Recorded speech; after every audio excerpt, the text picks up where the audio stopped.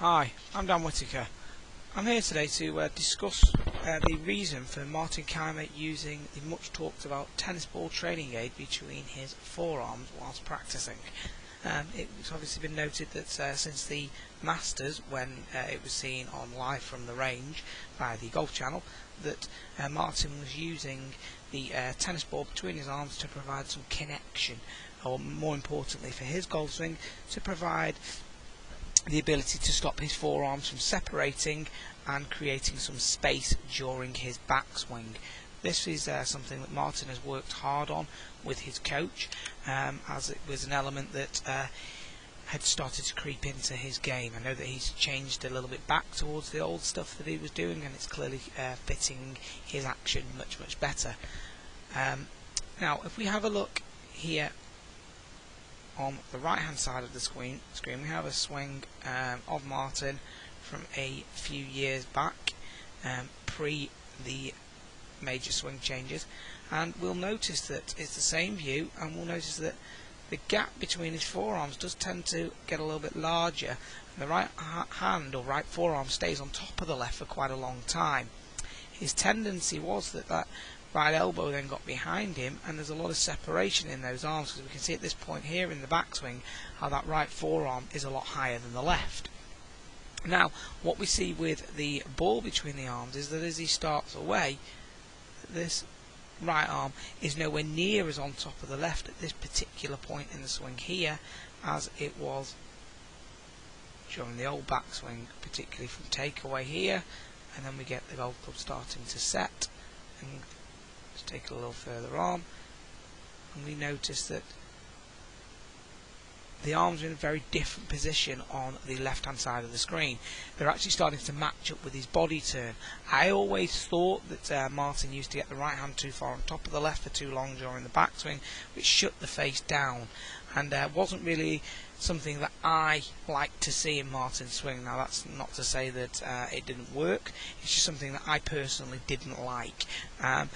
I much prefer this position now, as the arms and the body rotation are starting to match and blend with one another, and we can then see how that both arms are starting to rotate the club back.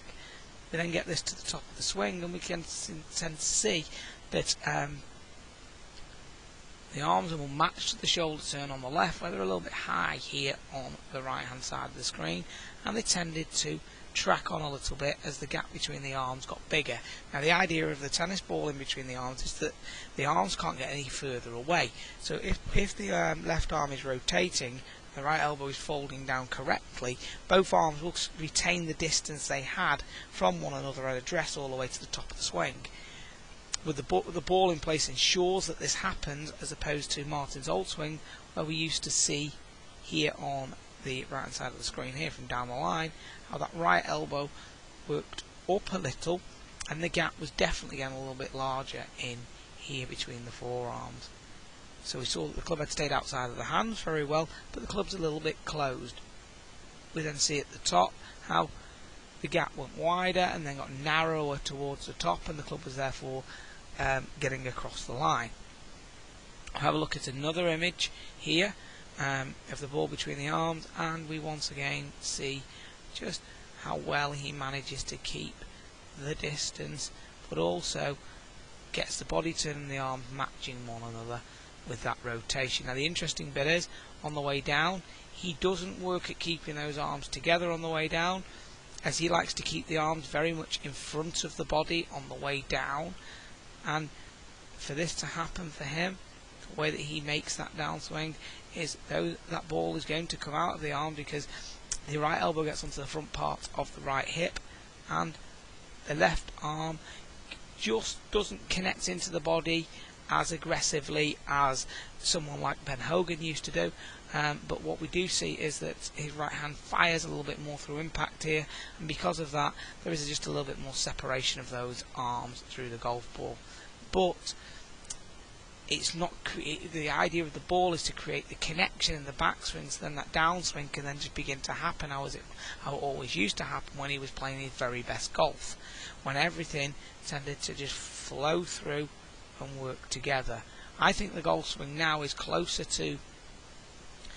some of this stuff when he was actually at his very best, which is on the right. This is around 2010 footage,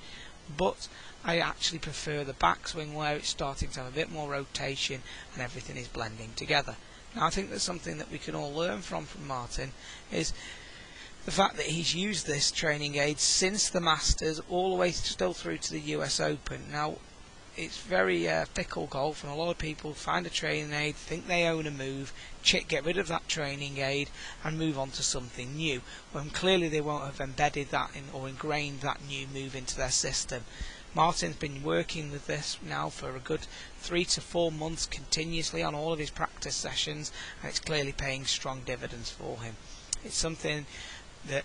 I like to use as a training aid, but mine's just a ball that I have on straps. I've used a lot with my students to aid the connection of the arms and to encourage that the arms and the body match and blend to one another in the backswing, as we can see here with Martin. But I think the number one thing that we can all take out of it is the fact that not only is he using this for connection, but also he's stuck with this training aid because he knows that that is something that's going to unlock things within his golf swing, and he hasn't just jumped on to look for something new thinking he owned the move before he actually did. I hope you enjoyed this video. This is another one of my weekly winners, but a slight different take on it. If you'd like to visit my website, please do at www.danwhittakergolf.com, or follow me on Twitter at dwhitakergolf, or like me on Facebook at Dan Whittaker Golf. Thanks for watching, and I hope to see you soon.